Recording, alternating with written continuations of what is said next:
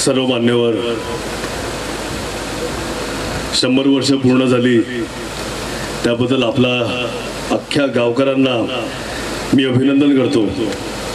आत्ताच मला काका बोलत होते की इकडे गावात एकी आहे, म्हणजे आजपर्यंत इकडे फक्त बिनविरोध ग्रामपंचायतची निवडणूक कधी झाली नाही आणि ही जी पण इन्फ्रास्ट्रक्चर नवीन झालेलं आहे ते गावकऱ्यांनी मिळून एकत्र येऊन हे ई लर्निंगचं असेल की कॉम्प्युटर लॅबचं जे निधी उपलब्ध करून दिली ती गावकऱ्यांनी दिली, त्याबद्दल खास करून मी सगळ्या गावकऱ्यांचं अभिनंदन करतो।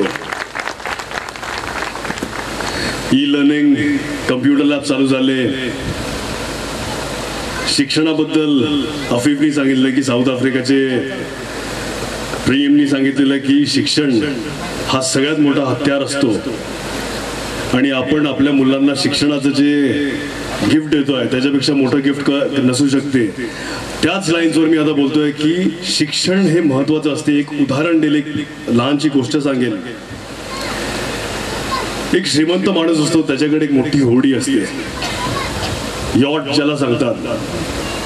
त्याची यॉट जी मोठी होडी असते ती खराब होते आणि तो जाहिरात देतो की माझी यॉट खराब झालेली आहे, ते कोणीतरी येऊन दुरुस्त करून द्यावी।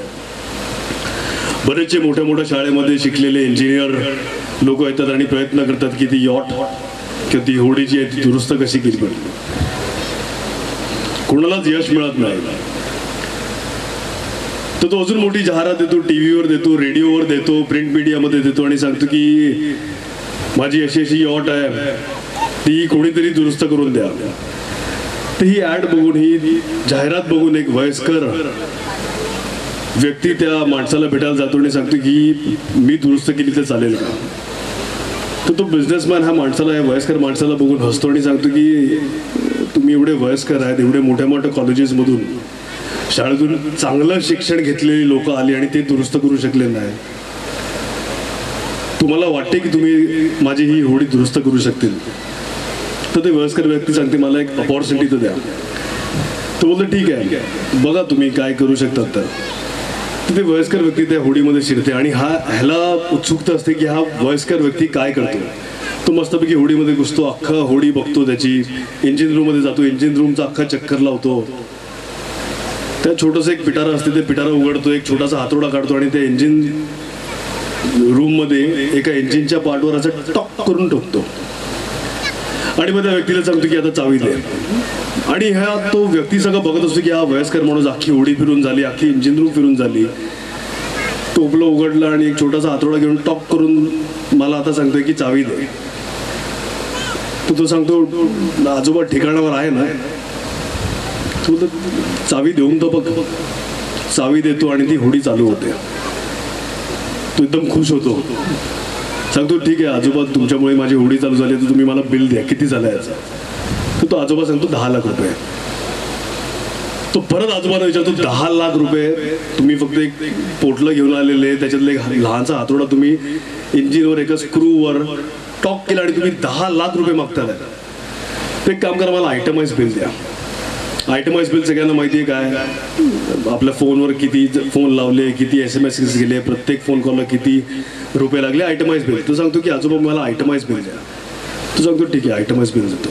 तो दुसऱ्या दिवशी त्याच्याकडे बिल देते, तर वरती लिहिलेलं असते श्री गणेशाय नमः, नंतर लिहिलेलं असते हातोडाने इंजिनवर टॉक करणं 2 रुपये, त्याच्या पुढच्या आयटमवर लिहिलेलं असते छोट्या हातोड्याने कुठे टॉक करणं हे माहिती असणं 9,99,998 रुपये।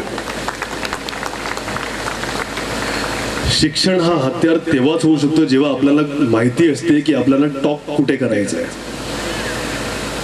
ई लर्निंगचं आपण क्लासेस चालू केले, कम्प्युटर लॅब चालू केली, टॅलेंट मॅनेजमेंट आपण आपल्या शाळेमध्ये कसं चालू करू शकतो? आपलं लहानचं गाव आहे, प्रत्येकाकडे काही ना काही टॅलेंट असेल। आपले जे गावकरी आहे ते टॅलेंट आपल्या विद्यार्थ्यांना, आपल्या पोरांना पास ऑन कसं होईल? फक्त शिक्षण देणं तो जमाना गेला की मला 90% मिळाले आहेत, पेपरवर असते ते, त्याला महत्त्व राहिलं नाही। माझ्यात टॅलेंट किती आहे? आपल्या पोरांमध्ये ते हातोडाने टॉक कुठे करायचं आहे जीवनामध्ये, हे टॅलेंट जर नसेल तर 90 मार्काचा आपल्याला काहीच फायदा होणार नाही।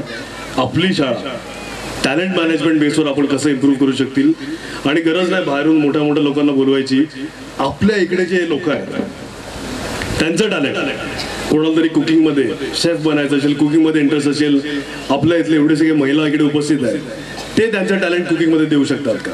रांगोळी बनवण्यामध्ये कोणाला इंटरेस्ट असेल, आपला गावकरी कोणतरी एखादा असा व्यक्ती असेल जो रांगोळी चांगली करतो, त्याला आपण as a part time Sunday to Sunday क्लासेसच्या हिशोबाने देऊ शकतात का? कोणतरी चित्रकलामध्ये असेल, सिंगिंगमध्ये असेल, डान्सिंगमध्ये असेल, हे वेगवेगळे टॅलेंट आपल्या मुलांमध्ये आपण पुढे कसं इनकॉर्पोरेट करू शकतो, त्या हिशोबाने मला वाटते आपण जर विचार केला तर आपले इथले विद्यार्थी जास्ती चांगलं सक्सेसफुल होतं असं मला वाटते. दुसरं मला वाटते बरेचशा ठिकाणी फंड मिळत नाही, असं बरेचशा ठिकाणी जिल्हा परिषद स्पेसिफिक शाळेमध्ये आपण कंप्लेंट करत असतो. आमदार ह्या नात्यातून 3 आमदार इकडे आहेत, पालकमंत्री येतील, आमदार म्हणून आमच्याकडून जी मत होती तिथं आम्ही करणारच, पण त्याच्या पलीकडे जाऊन एक मला मनापासून बरं वाटलं की ही जी लॅब्स तुम्ही केल्या ते गावकऱ्यांनी मिळून केलेली. 100 वर्ष आपल्या शाळेला झाली. किती स्टुडंट्स आहेत आज? 57 स्टुडंट्स आहेत आज. 100 वर्षामध्ये ॲव्हरेज 50 स्टुडंट जरी पकडले, 50 वर्षामध्ये 50 स्टुडंट जरी पकडले तरी 2,500च्या आसपास स्टुडंट्स होतात. आणि प्रत्येक स्टुडंटनी दर महिन्याला पगाराचा 1% 10, 15, 20, 25, 50 रुपये होईल. 1% जरी डोनेट केला माझी विद्यार्थ्यांनी, मी गावकऱ्यांचं बोलत पण नाही, फक्त 1% जरी डोनेट केला तरी 10-15 हजार तुम्हाला महिन्याला माझी विद्यार्थ्यांकडून मिळेल. आणि 1% फार काही मोठी रक्कम नाही आहे. 15, 20, 25 रुपये, 10 रुपये जरी पकडले 2,500च्या हिशोबाने 25,000 तुम्हाला दर महिन्याला 1%च्या हिशोबाने माझी विद्यार्थ्यांकडून मिळतील. मग गावकरी शुभचिंतक जे असतील ते जे फंडिंग देतील ते वेगळं. तर हे जे एक्स्ट्रा बेनिफिट किंवा एक्स्ट्रा फंड जो मिळेल त्याच्यातून आपण आपल्या विद्यार्थ्यांसाठी टॅलेंट मॅनेजमेंटचे कोर्सेस, वेगवेगळे प्रोग्राम्स चालू करू शकतील असं मला वाटते. रस्त्याच्या इकडे मागणी केली, तिन्ही आमदारांचं पत्र आहे. ठीक आहे, आपण जिल्हा परिषद किंवा आमदार फंडातून किंवा इतर काही माध्यमातून किंवा पंतप्रधान ग्राम सडक योजना ह्याच्यातून आपण तो रस्ता घेता येईल का ते आपण बघू. पण त्याच्या पलीकडे जाऊन आमच्या तिन्ही आमदारांची किंवा इथले 6 आमदार आणि बाकी डाकोरे साहेबांची पण मागणी अशी आहे की MMRDA ची हद्द गुजरात बॉर्डरपर्यंत गेली पाहिजे. आणि आज MMRDA कडे सगळ्यात जास्ती पैसा आहे. MMRDA ची हद्द जर गुजरात बॉर्डरपर्यंत गेली तर सगळेच रस्ते इन्फ्रास्ट्रक्चर चांगल्या दृष्टिकोनाने डेव्हलप करता येईल. पालघर जिल्हा पालघरी मुख्यालय झालेलं आहे, पालघरची ओव्हरऑल डेव्हलपमेंट होईल तशी आमची सगळ्याच आमदारांची मागणी आहे. त्याचा पाठपुरावा चालू आहे. तो रस्ता तर आपण करू, पण ओव्हरऑल डेव्हलपमेंटच्या हिशोबाने आम्ही सगळ्याच आमदारांनी MMRDA ची हद्दवाढ गुजरात बॉर्डर पर्यंत करावी मागणी केलेली. लवकरच त्याला देवाच्या कृपेने यश मिळेल. आमचा पाठपुरावा चालू आहे. एवढंच सांगतो. परत एकदा आपल्या सगळ्यांना शुभेच्छा देतो आणि 2 शब्द संपवतो. जय हिंद, जय महाराष्ट्र. अच्छा, अख्खं कुटुंब शिकेल, आपलं गाव शिकेल, त्या दृष्टिकोनाने 6 वर्षाआधी सगळीकडे शॉल शिकवळ पुष्पगुच्छ बंद केलाय. नेक्स्ट टाइम जेव्हा आम्ही येऊ ह्या कार्यक्रमाला 101 वर्ष जे आपण सेलिब्रेट करणार तेव्हा पण आम्हीच असणार आहे तिकडे. तेव्हा ही प्रथा आपण इकडे लागू करतील किंवा प्रत्येक कार्यक्रमाला ही प्रथा आपण लागू करतील एवढीच विनंती करतो आणि 2 शब्द संपवतो. जय हिंद, जय महाराष्ट्र. आपल्याला सूचना दिल्यात त्याची नक्कीच आम्ही अंमलबजावणी करू याची आपणास आम्ही सर्वांतर्फे ग्वाही देत आहोत. यापुढे नक्कीच आणि आपणास चांगले उद्बोधन केले त्याबद्दल धन्यवाद.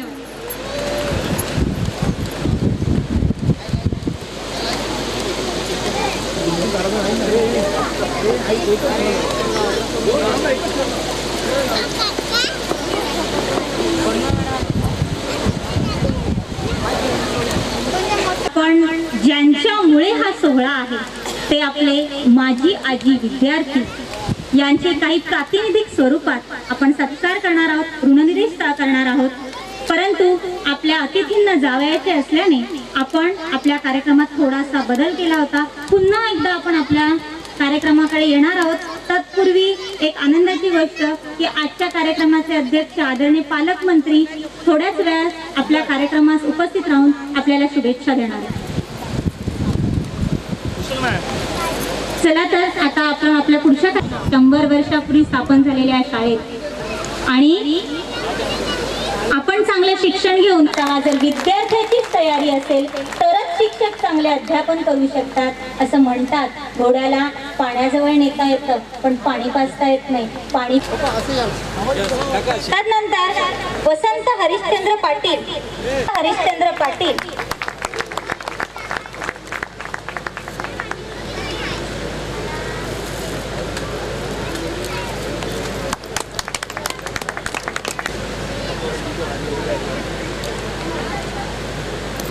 हरिश्चंद्र पाटील यांचा सत्कार करतायत विलासजी तरे, माजी विद्यार्थी आणि गाव विद्याविभूषित डॉक्टर देत असतानाच आपल्या गावाला विसरले नाही, तर उसरणीत आपल्या मूळ गावी येऊन सुद्धा आज ते आरोग्य सेवा देत आहेत असे डॉक्टर श्रीधर मोरे. डॉक्टर श्रीधर मोरे यांचा सत्कार करतात विलासजी तरे.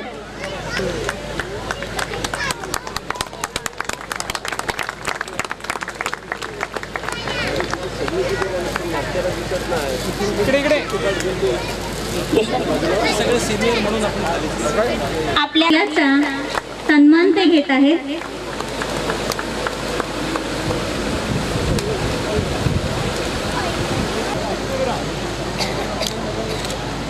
पालकमंत्र्यांचे आगमन थोड्याच वेळात होणार आहे, पण तत्पूर्वी माननीय अरविंद वर्तक सरपंच केळवे यांचे आगमन इथे झाले. त्यांना विनंती आहे की त्यांनी व्यासपीठावर व्हायचे. माननीय अरविंद वर्तक, दानाचं कार्य हे गुरुजींचा विद्यार्थी घडवण्यात हातखंड, तसा त्यांच्या लेकीचा आमच्या बाईंचा देखील अतिशय सुंदर आवाज आणि परिपाठामध्ये मगाशी सांगितल्याप्रमाणे केवळ शिक्षण कागदोपत्री घेऊन उपयोग नाही, तर विद्यार्थ्यांना इतर कृतीयुक्त शिक्षण सुद्धा मिळालं पाहिजे हे देण्याचा ते तरे गुरुजींनी आणि आपल्या उसरणी शाळेमध्ये 17 वर्ष त्यांनी अध्यापनाचं कार्य केले. 24 वर्ष त्यांनी अध्यापनाचं कार्य अविरतपणे चालू ठेवले आणि त्यांनी जसे विद्यार्थी घडवले तसा आपला मुलगा आपल्या मुलाला सुद्धा या क्षेत्रात आणून ज्ञानदानाचं कार्य अगदी पुढे नेलं. विद्यार्थ्यांना नेहमीच त्यांनी पुढे नेण्यासाठी प्रयत्न केला असे जितेंद्र काशीनाथ जाधव आज ते कर्दळ शाळेमध्ये अध्यापनाचे कार्य करीत आहेत. पण 17 वर्ष त्यांनी मोलाचं कार्य तिथे घडवलं आणि त्यांच्या हातून शिकलेले विद्यार्थी आज उच्च पदावर आहेत, कार्य करीत आहेत. धन्यवाद. आजच्या या सोहळ्यास अनेक अतिथी आपल्यापुढे उपस्थित राहिलेले आहेत. कोकण पदवीधरचे आमदार मान्य निरंजन ठाकूर, जिल्हा सदस्य आमचे सर्वांचे आपले लाडके भाई, या गावचे सरपंच आमचे मित्र हितेंद्र बंटी, पंचायत सदस्य पूनम तरे, आजच्या कार्यक्रमाच्या समितीच्या अध्यक्षा रेखा तरे, केंद्र प्रमुख निकम मॅडम आणि सन्माननीय व्यासपीठ आणि ज्यांच्यामुळे हा कार्यक्रम होत आहे हे सर्व माझ्या उसरणी गावचे रहिवासी बंधू आणि भगिनी, सर्वप्रथम मी या उसरणी गावातील सर्व नागरिकांना लोकांना धन्यवाद देईल आणि सर्वांचं अभिनंदन करेल की आमच्या शाळेला 100 वर्ष पूर्ण झाली या आमच्या सर्वांच्या लक्षात राहिलं आणि लक्षात ठेवून आम्ही आज आगळा वेगळा समारंभ साजरा करीत आहोत. म्हणून मी सर्वांना धन्यवाद देईन. तथा पालकमंत्री जिल्हा पालघर यांचं आगमन झालेलं आहे. त्यांचं स्वागत पुनश्च स्वागतम स्वागतम सुस्वागतम. आजच्या या आनंददायी ऐतिहासिक अभूतपूर्व सोहळ्यात आपले मनपूर्वक हार्दिक स्वागत. मंत्री विष्णूजी सौरा, अगदी शांत स्वभावी आणि विकासाभिमुख चेहरा असणारे आदरणीय विष्णूजी सौरा यांचे स्वागत करतायत. शाल श्री विकास मंत्री महाराष्ट्र राज्य तथा आपल्या नवनिर्वाचित विनंती की त्यांनी व्यासपीठावर यायचे. आज आदरणीय मंत्रीजी, आज आपल्याकडे होतंय की लक्ष्मण मेहेर यांचे पुत्र कन्या तसेच त्यांचे नातवंड आज आजच्या या दिनी आपल्या या जिल्हा परिषद शाळेला भेट म्हणून काही रक्कम देऊ इच्छित आहेत. तेव्हा पुनश्च धन्यवाद आणि मान्यवरांना विनंती आहे की त्यांनी त्यांच्या वतीने ग्वाही देते. तदनंतर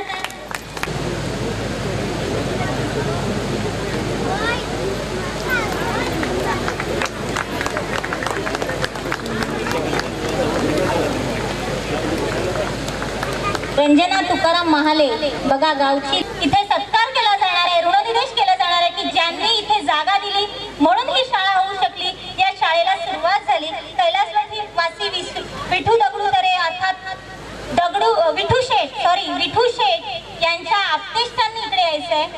तदनंतर ज्यांनी पहिलं हे पाऊल उचललं म्हणून आज आपण शतक महोत्सवी सोहळा साजरा करतोय अशा या विठू दगडू तरे यांचे वारस आपल्या इथे उपस्थित आहेत. गंगाधर तरे इथे आलेले आहेत, त्यांचा सत्कार करतायत आपले महाराष्ट्र राज्याचे आदिवासी विकास मंत्री तथा पालघर जिल्ह्याचे पालकमंत्री. बघा केलेला कधीही वाया जात नाही, केल्याने होत आहे रे आणि त्याचं फळ केव्हा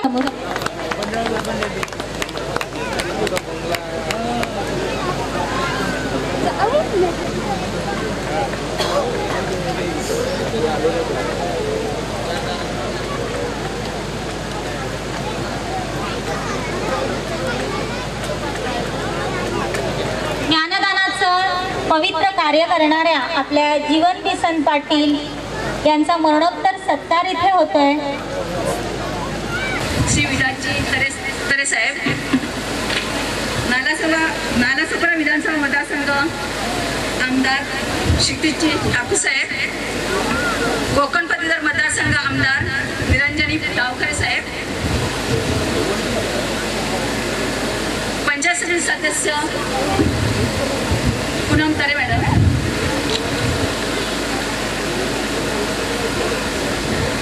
जिल्हा परिषद सदस्य रामबाई पाटील साहेब, व्यासपीठावर मान्यवर उपस्थित बाहेरून आलेले पाहुणे मंडळी, बाहेरून आलेल्या गावातील आजी माजी सरपंच, जिल्हा परिषद सदस्य, जिल्हा परिषद पंचायत समिती सदस्य, आमचे समस्त ग्रामस्थ बंधू भगिनी, आजी माजी विद्यार्थी विद्यार्थिनी आणि बालमित्र,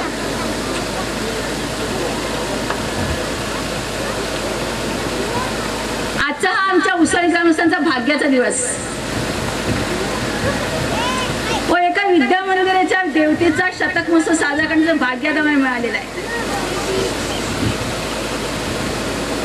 आज या शतक महोत्सवी समितीचे अध्यक्ष म्हणून माझी निवड केल्याबद्दल आणि निवड केल्यामुळेच आज मला माझे मनोगत व्यक्त करायचं भाग्य लाभलं आहे.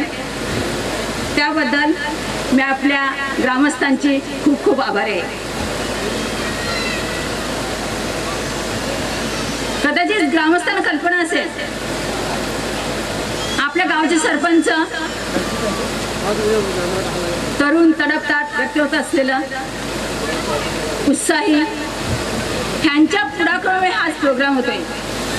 त्यांच्या पुढाकारामुळे आज शतक महोत्सव प्रोग्राम साजरा करण्याचं भाग्य आपल्या उसळी ग्रामस्थान झालेलं आहे. त्याच्याबरोबरच तुमचं आमचं सहकार्य, संपूर्ण ग्रामस्थाने दिलेली आर्थिक मदत, बाहेरच्या लोकांनी दिलेली आर्थिक बळ, कोणी वस्तूच्या रूपाने, कोणी देणगीच्या रूपाने,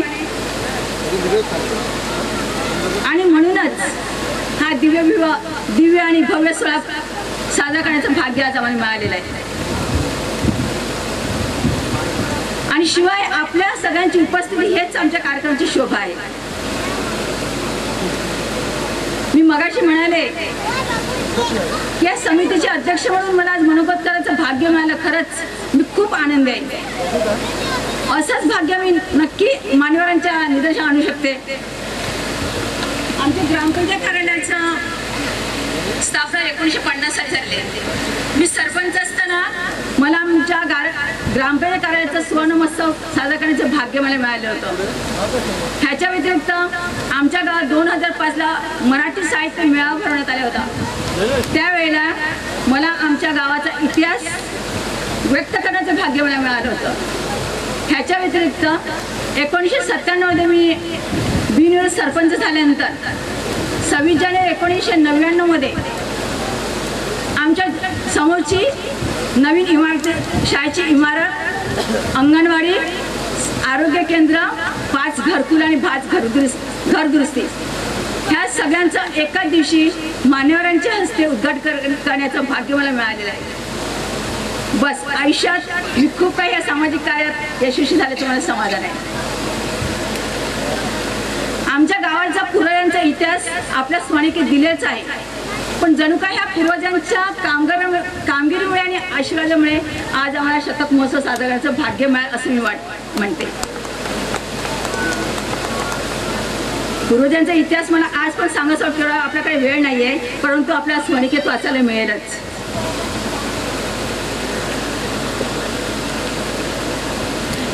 हा शतक महोत्सव जी सावरा, बोईसर मतदारसंघाचे विद्यमान आमदार विलासजी तरे आणि सन्माननीय व्यासपीठ उपस्थित ग्रामस्थ बंधू भगिनी तसेच विद्यार्थी मित्रांनो, मी जो इथे उभा आहे त्याला 2 हेतू आहेत.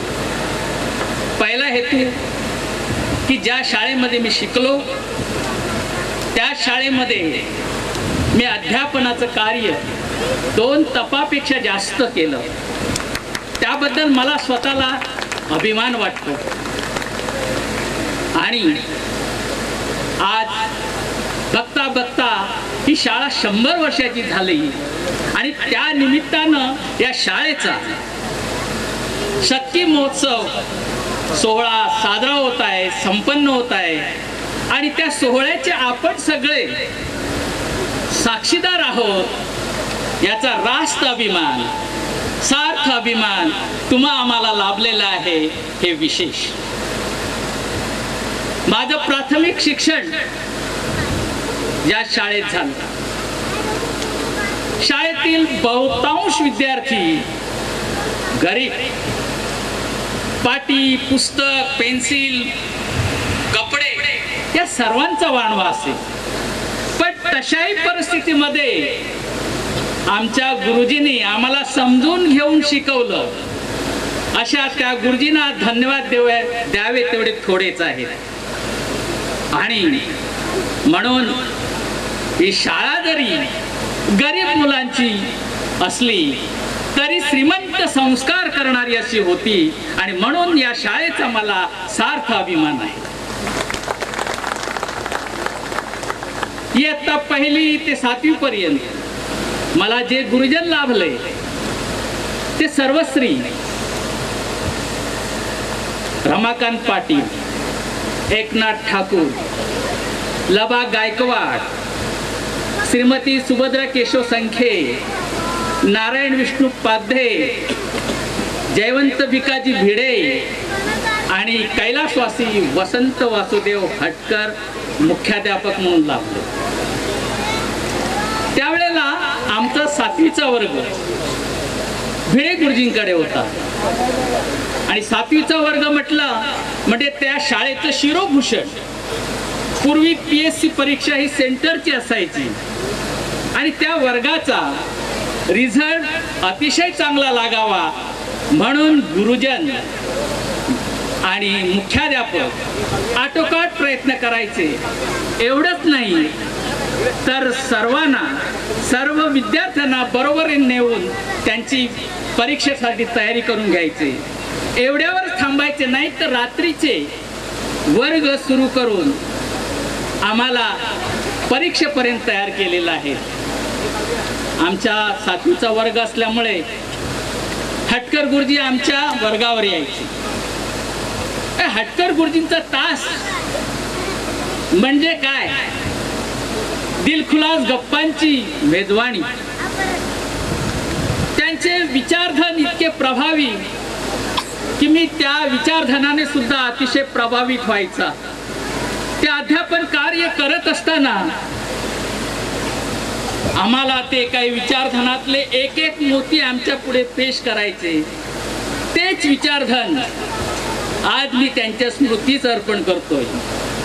ते म्हणायचे की माणसाची जिद्द, माणसाची इच्छा ही प्रबळ असावी. प्रबळ इच्छेला जर प्रामाणिक प्रयत्नाची आणि जिद्दीची जोड असली तर माणूस हा जीवनामध्ये यशस्वी होतो म्हणजे होतोच. आणि दुसरं एक त्यांचं विचार आजही माझ्या जीवनाचा अविभाज्य घटक बनलेला आहे. हटकर गुरुजी म्हणायचे की जीवन म्हणजे गंमत आहे. एक सरळ मार्गी जाणारे जीवन आणि एक वाम मार्गी जाणारे जीवन. सरळ मार्गी जाणारे जीवन हे बर्बाद होणारे जीवन आहे. कारण हा मार्ग कोट लांडी लबाडी करणारे लोक करतायत. असत्यावर आधारित हा मार्ग आहे आणि म्हणून ते नेहमी बर्बाद होणार आहे. तर सरळ मार्गी जाणारे जीवन, त्याचा सुगंध हा असं म्हणतात कायमस्वरूपी दरवळत राहतो. आणि म्हणून तो सत्यवादी लोकांचा मार्ग आहे. तुम्ही काय ठरवायचे ते तुम्ही ठरवा, निर्णय आमच्यावरती सोपवायचे. खरोखरच हटकर गुरुजींनी जे आम्हाला संस्काराची शिदोरी दिली, ते संस्कार आजही मी माझ्या हृदयपटलामध्ये जपून ठेवलेले आहेत. त्यामुळे त्यांचे अनंत उपकार गुरुजनांचे माझ्यावर आहेत. त्या ऋणातून मी उतराई कसं व्हायचं त्याचा विचार करतोय. पण तुम्हाला माहिती आहे की भारतीय संस्कृतीमध्ये 3 ऋण फार महत्वाचे आहे. मातृऋण, पितृऋण आणि गुरुऋण. हे तिन्ही ऋण जरी आपण या जन्मी जरी फेडण्याचा प्रयत्न केला तरी ते फेडले जाणार नाहीत. म्हणून त्यांच्या ऋणातच ऋणी राहण्यात मी स्वतःला धन्यवाद समजेन, धन्य समजेन. विद्यार्थी मित्रांनो, आज बहुतेक 2 पिढ्या इथे मी बघतोय माझ्या हाते घालून गेलेले आहेत.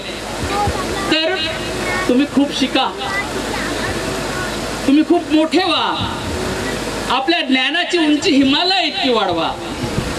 पण एक गोष्ट मात्र लक्षात ठेवा, जर तुम्ही अधिक शिक्षण मिळाल्यानंतर, अधिक ज्ञान प्राप्त केल्यानंतर जर तुमच्या डोक्यामध्ये जर गची बाधा निर्माण झाली तर तुमच्या ज्ञानाला काही अर्थ उरणार नाही.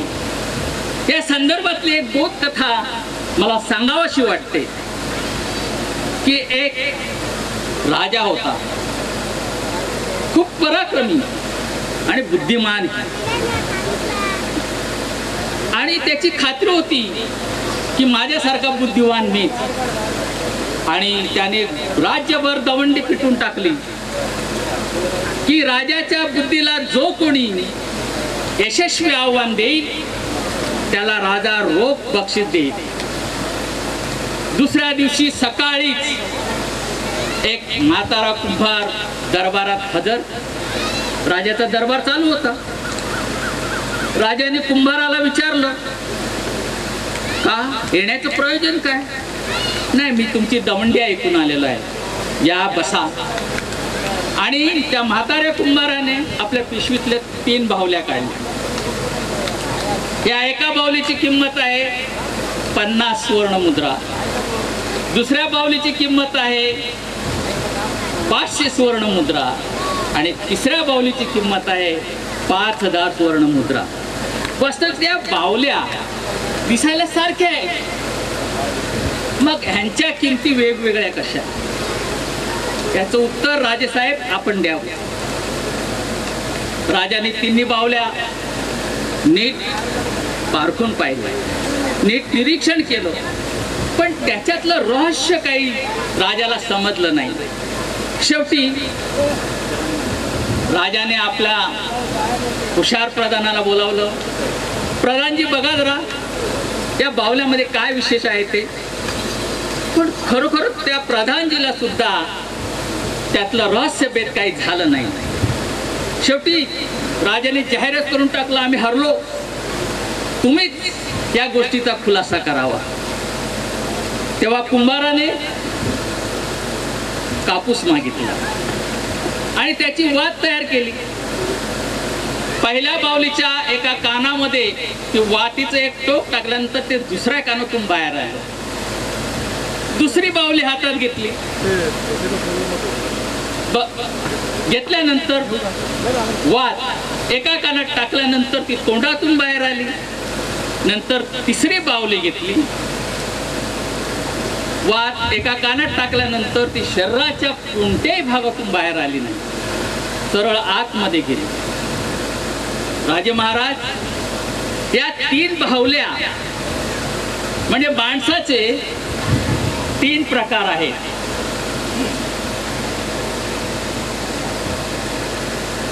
त्या 3 बाहुल्या म्हणजे 3 प्रकारच्या माणसं आहेत. पहिल्या प्रकारची माणसं एका कानाने ऐकतात आणि दुसऱ्या कानाने सोडून देतात, म्हणजे विषयाचं गांभीर्य नाही. दुसऱ्या प्रकारची माणसं आहेत, ऐकतात आणि लगेच त्याचा प्रसार करतात, म्हणजे याच्या ओठात काही राहत नाही, तोंडात काही राहत नाही. आणि तिसऱ्या प्रकारची जी माणसं आहेत ती चांगले विचार ऐकतात, आपल्या हृदयामध्ये साठवून ठेवतात आणि त्याप्रमाणे अनुकरण करतात. आणि म्हणून यासाठी या बाहुल्यांची किंमत ही वेगवेगळी आहे. राजा महाराज संयोजकाचे आभार मानतो आणि या ठिकाणी माझा जो सत्कार केला त्याबद्दल सुद्धा आभार मानून माझे 2 शब्द इथे संपवतो. जय हिंद, जय महाराष्ट्र.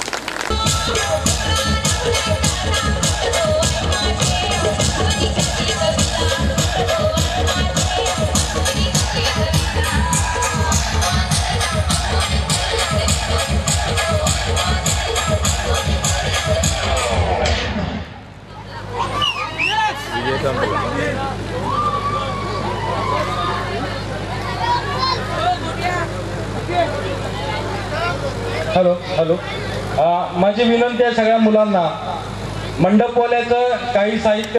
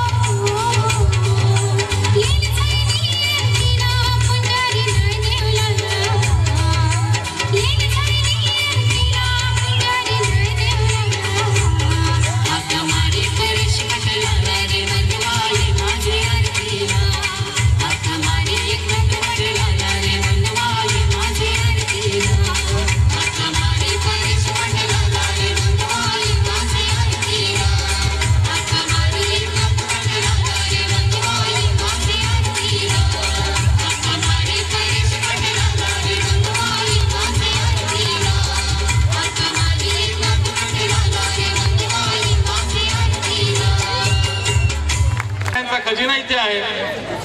आता हा जो डान्स झाला याच्यासाठी डॉक्टर श्रीधर मोरे आणि शतक महोत्सव समितीचे खजिनदार हरेश्वर किणी यांच्याकडून प्रत्येकी 50-50 रुपयाचं पारितोषिक आलंय.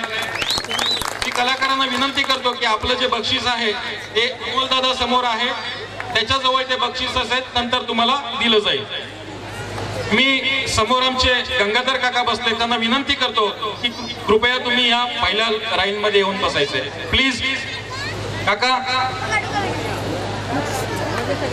कळला की या कार्यक्रमाच्या निमित्ताने माझ्या सगळ्या बहिणी, माझ्या सगळ्या आत्या अर्थात या माहेरवाशिणी आज या गावात आलेल्या आहेत. त्यांच्या चेहऱ्यावरचा आनंद बघून नक्कीच आम्हाला पण खूप आनंद होतोय. पुढे जाऊन पुढील गाणं सादर करणार आहेत साक्षी सुरभी गुलगुल गुल्याची.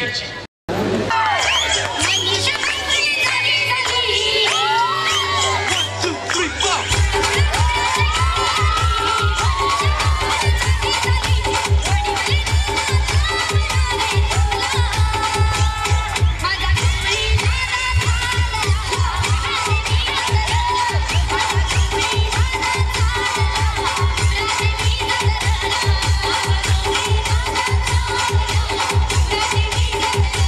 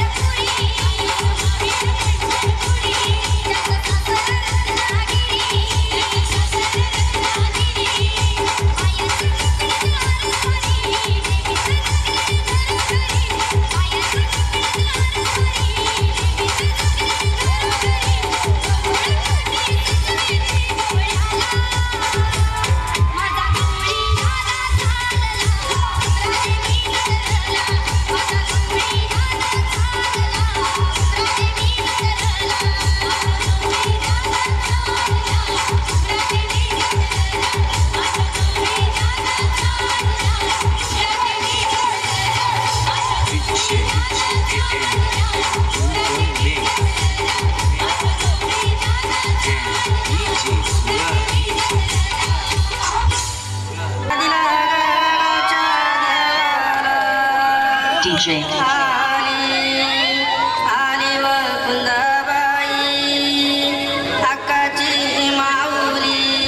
New team.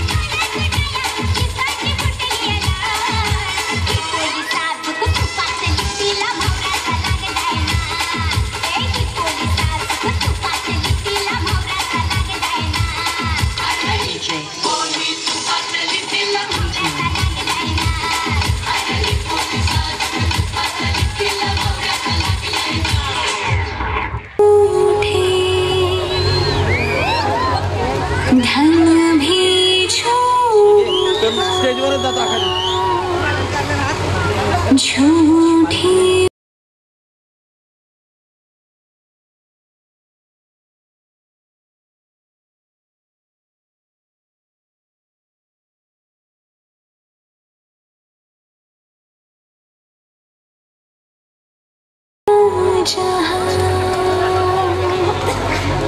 प्रेम रतन पाया। मैं वापस आ गया, मैं वापस आ गया।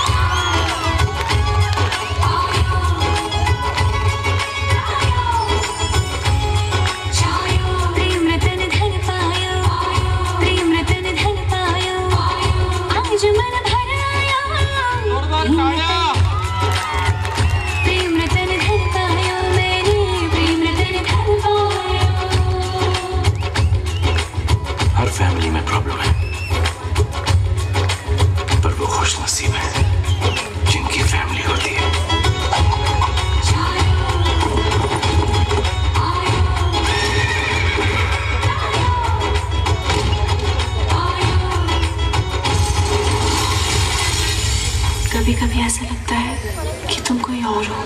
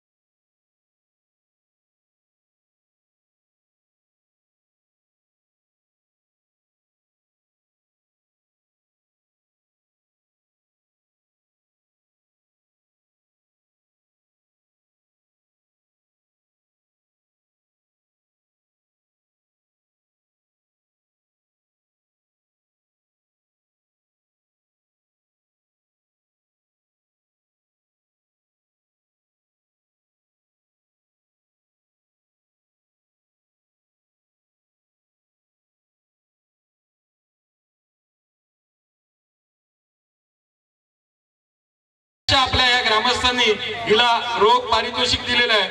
जेमतेम 12वी ग्रुप 50 रुपये, आई एकवीरा 50 रुपये, विकास ठाकूर 50 रुपये, डॉक्टर मोरे 50 रुपये, हरेश्वर किणी 50 रुपये, त्याचबरोबर नंदा ठाकूर यांच्याकडून 100 रुपये,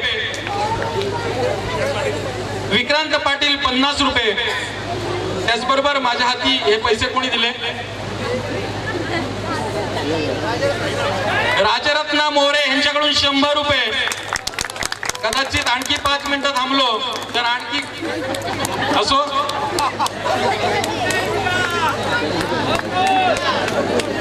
समीर जोगेश्वरी यांच्याकडून 50 रुपयाचं पारितोषिक आलेलं आहे. असं अरे बाबा, एकदम तिच्या हातात राहायला तर पाहिजे इतके पैसे. श्रीधर ठाकूर यांच्याकडून 100 रुपयाचं पारितोषिक. अभिनंदन स्वरा, खूप तुझं कौतुक. बक्षीस एकदा जोरदार टाळ्या स्वरासाठी.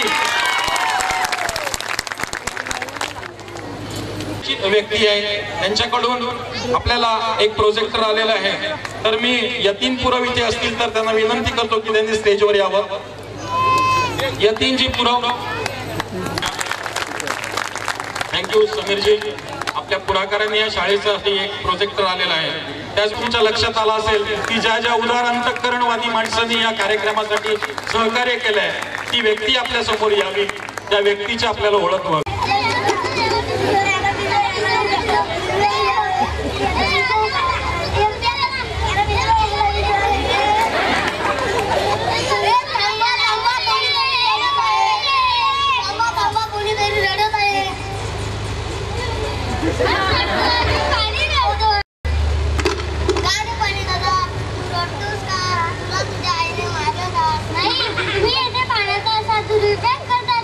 आपल्या देशासाठी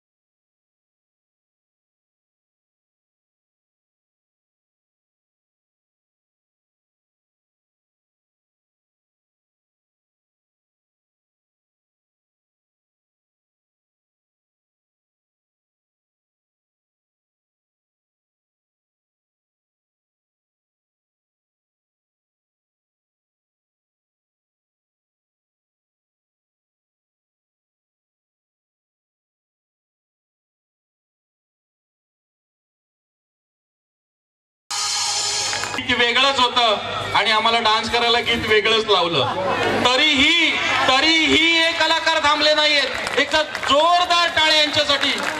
अर्थात यांचं गीत वेगळं होतं, परंतु ते कुठे डगमगले नाहीत, थांबले नाहीत. मी दोन्ही कलाकारांना इथे बोलवतोय.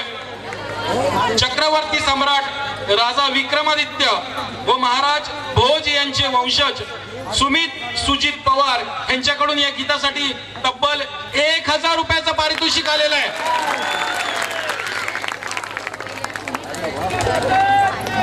जय.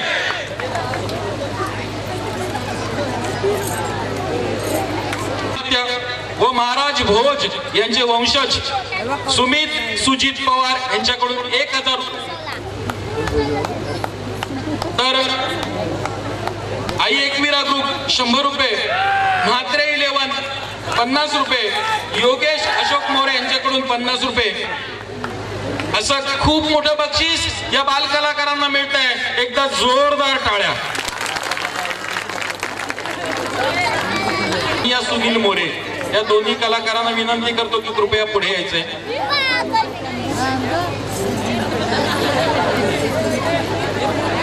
स्नेहल संजय पाटील आणि सानिया सुनील मोरे.